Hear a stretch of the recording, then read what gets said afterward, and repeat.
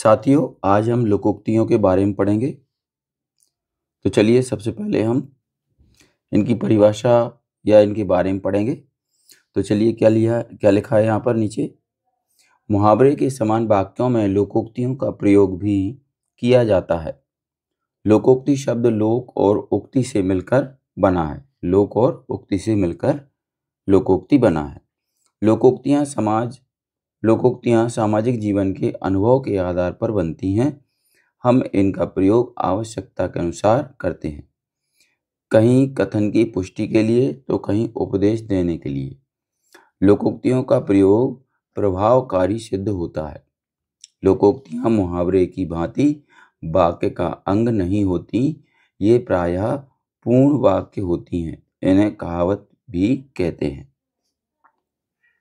तो यहाँ पर क्या है कि कहावत और लोकोक्तियाँ एक ही होती हैं। चलिए अब आगे क्या दिया है। लोकोक्तियाँ विशेष संदर्भ में प्रयुक्त होती हैं और उनका विशेष अर्थ ही लिया जाता है। जैसे कोयल होए ना उजरी, 100 मन सावन लाए।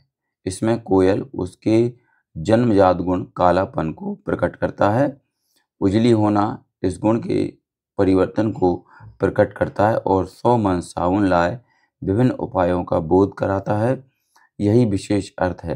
अतः पूरी लोकोक्ति का अर्थ है भिन्न भिन्न उपायों से भी व्यक्ति का जन्मजात गुण या अवगुण बदला नहीं जा सकता।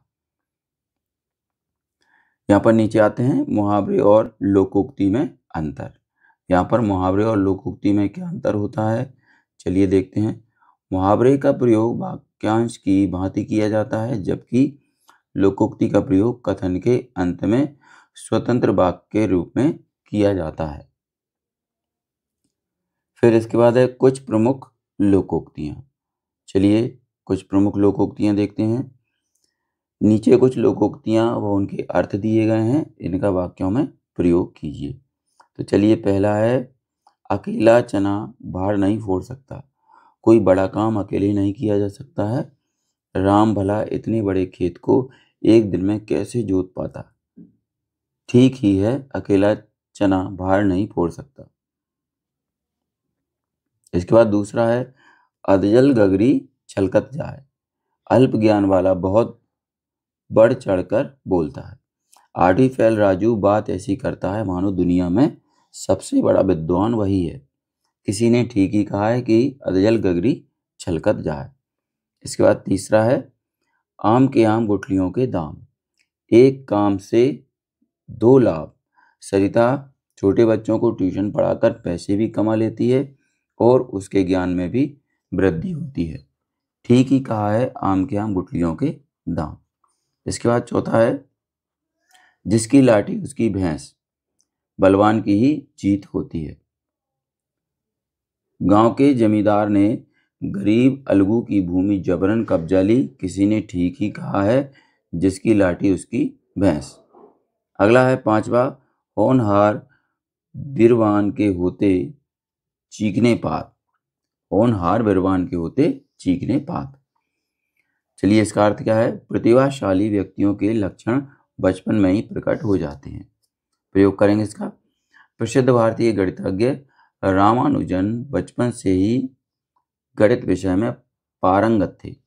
शायद ऐसे ही लोगों के लिए कहा जाता है होनहार बिरवान के होते चीखने पात। इसके बाद है छठा कंगाली में आटा गीला। वाक्य इसका अर्थ है मुसीबत में मुसीबत आना।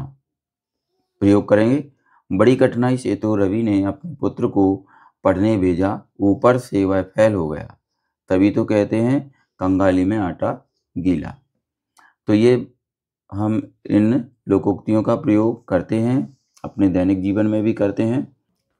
तो आज हमने लोकोक्तियों के बारे में पढ़ा, उसके बारे में जाना। और भी बहुत सी लोकोक्तियाँ समाज में प्रचलित हैं। तो बच्चों, अगर आपको हमारा वीडियो अच्छा लगा हो तो इसको लाइक करें, अपने दोस्तों के साथ शेयर भी करें। इसी तरीके के और भी वीडियो पाने के लिए हमारे चैनल को सब्सक्राइब करना ना भूलें।